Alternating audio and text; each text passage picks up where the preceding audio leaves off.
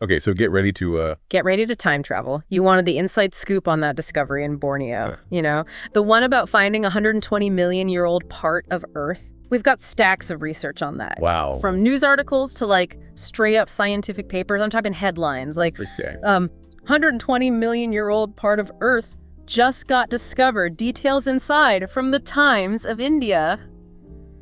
Now, that makes it sound like someone stumbled upon a lost world. Right. It definitely grabs your attention. What's really cool here is that it's not a lost world in the sense of like a hidden landmass. It's more like finding a missing piece of a map, one that's been scrambled for 120 million years. Scientists have uncovered geological formations that reveal a whole new understanding of how tectonic plates were arranged way back then. Okay, so less about a Jurassic Park situation, Yeah. and more like rewriting the history books? Exactly. And what's remarkable is how they pieced it together, starting with these tiny creatures called brachiopods. Yes, the brachiopods. Now, I know our listeners are probably wondering, brachio what? Think of them like ancient clams, but with a serious talent for telling us about the past. So these ancient clams hold the key to this tectonic puzzle. I'm intrigued. They really do. You see, researchers, including Fei-Yang Chen and their team, have been studying these brachiopod shells found in the Junction Shell Formation. Now, that's a mouthful, but think of it as a specific layer of rock in Borneo that holds clues from this period.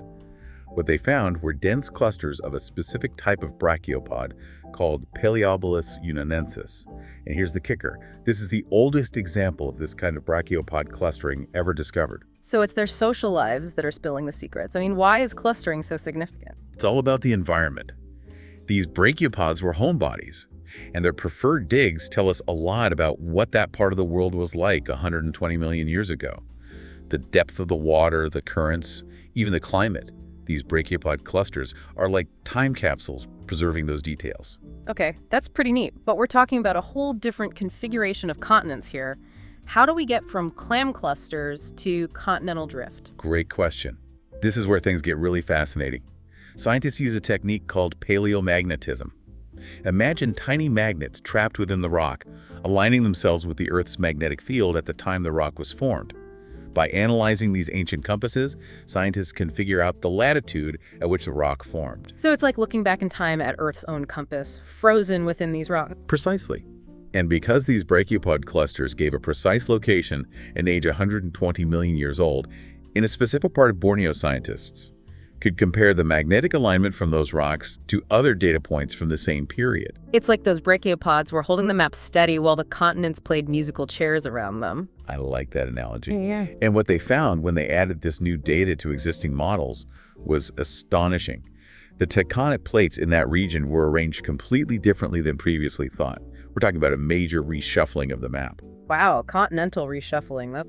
That's not something you hear every day. So Right. this wasn't just about discovering something on Borneo. It's about understanding Borneo's place in this massive puzzle 120 million years ago. Absolutely. And this discovery has Some pretty big implications for how we understand the region's history, for instance.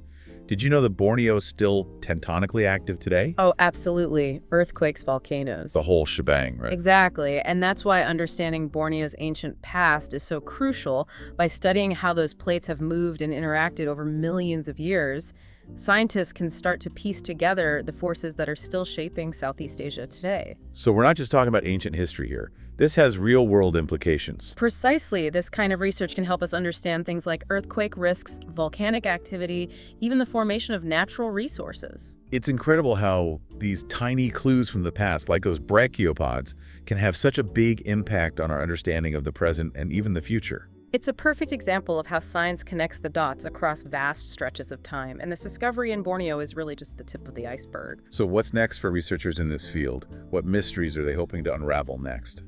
Well, one of the big questions is what happened to this tectonic plate configuration? How did it evolve over time, and how did those changes shape the land masses and life forms we see today? It's amazing to think that there's still so much we don't know about our planet's history. Absolutely, but that's what makes it so exciting.